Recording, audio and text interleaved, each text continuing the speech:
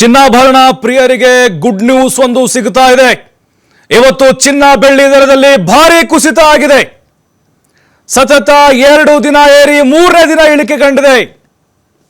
Lottery ಹಾವು ಏಣಿ ಆಟ ನಡೀತಾನೆ ಇದೆ. 2 ದಿನ ಏರ್ತು, 3ನೇ ದಿನ ಇಳಿತು. 1 kg ಬೆಳ್ಳಿ ಬೆಲೆಯಲ್ಲಿ 28,000 ರೂಪಾಯಿ ಬರೋಬ್ಬರಿ ಕುಸಿತ ಆಗಿದೆ. ಇವತ್ತು kg ಬೆಳ್ಳಿ ಬೆಲೆ 2,40,000 ರೂಪಾಯಿ ಮಾರಾಟ ಆಗಿದೆ. ಇನ್ನು 10 ಗ್ರಾಂ ಚಿನ್ನದ ದರದಲ್ಲಿ 3,000. ಹಾಗಾದರೆ ರೇಟು 10 ಗ್ರಾಂ ಬಂಗಾರದ ಬೆಲೆ 1.5 ಲಕ್ಷ ಇದೆ. 3 ದಿನದಲ್ಲಿ ಬೆಳ್ಳಿ ಬೆಲೆಯಲ್ಲಿ 1.60 ಲಕ್ಷ ಇಳಿಕೆ ಕಂಡಿದೆ. ಭಾರಿ ಬಿದ್ದಿರುವುದಿದು. ಇಲ್ಲಿವರೆಗಿನ ನಾವು ಬದಲಾವಣೆ ನೋಡ್ತಾ ಇದ್ರೆ ಹಳದಿ ಲೋಹದ ಬೆಲೆಯಲ್ಲಿ 26,000ದಷ್ಟು ಓವರಾಲ್ 26,000ದಷ್ಟು ಬಂಗಾರದ ಬೆಲೆಯಲ್ಲಿ ಕುಸಿತ ಕಂಡಿರೋದು.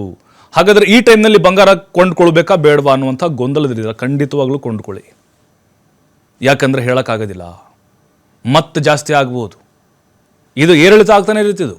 ನೋಡಿ, ಬೆಳ್ಳಿ ಆರ್ಥಿಕ ತಜ್ಞರು ಹೇಳೋ ಪ್ರಕಾರ 5 ಲಕ್ಷಕ್ಕೆ ಹೋಗ್ಬೋದಂತೆ ಈ ವರ್ಷನೇ. kg ಬೆಳ್ಳಿ 5 ಲಕ್ಷದವರೆಗೂ ಹೋಗ್ಬೋದು. ಬಂಗಾರ 2 ಮಟ್ಟ ಹೋಗ್ಬೋದು, 2 ಲಕ್ಷದವರೆಗೂ ಹೋಗ್ಬೋದು. ಹಾಗಾಗಿನೇ ಇದು ಒಳ್ಳೆ ಟೈಮ್.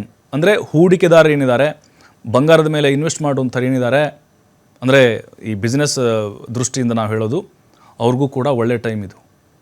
ಇನ್ವೆಸ್ಟ್ ಮಾಡಿದಂಥವ್ರಿಗೆ ಬಹಳ ಖುಷಿಯಾಗಿದೆ ಈಗ.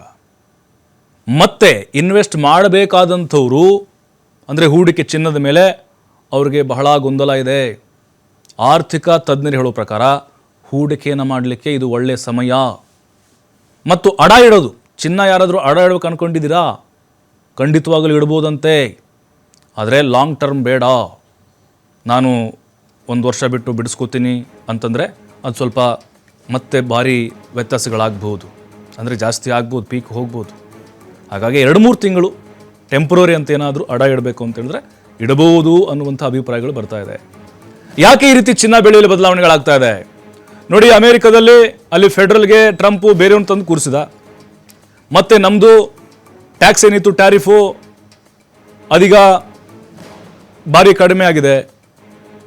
ಹಾಗಾಗಿನೇ ಈಗ ಅಲ್ಲಿ ಡಾಲರ್ ಬೆಲೆಯಲ್ಲಿ ಕೆಲವೊಂದಿಷ್ಟು ಏರಿಳಿತಗಳಾಗ್ತಾ ಇದೆ. ನಮ್ಮದು ರೂಪಾಯಿ ಮೌಲ್ಯ ಕೂಡ ಒಂದು ಹಂತಕ್ಕೆ ಬಂದಿದೆ.